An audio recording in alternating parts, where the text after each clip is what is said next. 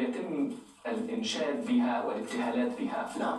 هل هي مقتصرة على شعراء الصوفية فقط، على شعراء بعينهم، ولا ممكن يكون حضرتك بتكتب أو في آخرون بيكتب؟ لا، هو ما فيش يعني عشان نبقى متفقين، لا تجد مبتهلا أو منشدا يؤلف الكلام، لكن هناك من ألف. يعني ممكن تلاقي الشيخ ياسين تهامي ربنا يبارك فيه، هو قال أشعارا من تأليفه يعني.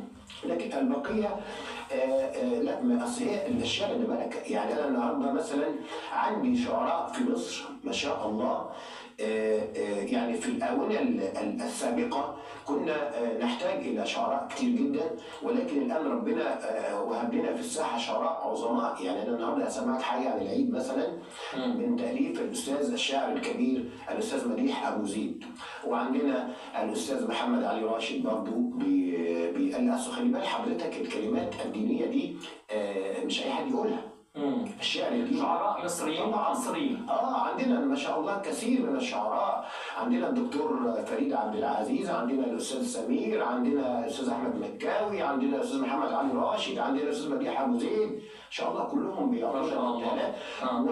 وكمان انا عندي 2 مبتهلين، الاستاذ محمد علي راشد والاستاذ مديح ابو زيد. اديله الفكره، اقول له انا عايز ابتهالات عن كذا، نص ساعة ويتصلوا بيا يقولوا لي الكلمات اهي. ما شاء الله. ناس موهوبة ما شاء الله. طبعا. بينفعل بالكلام وبينفعل بالفكرة ويبتدي يكتب. طبعا.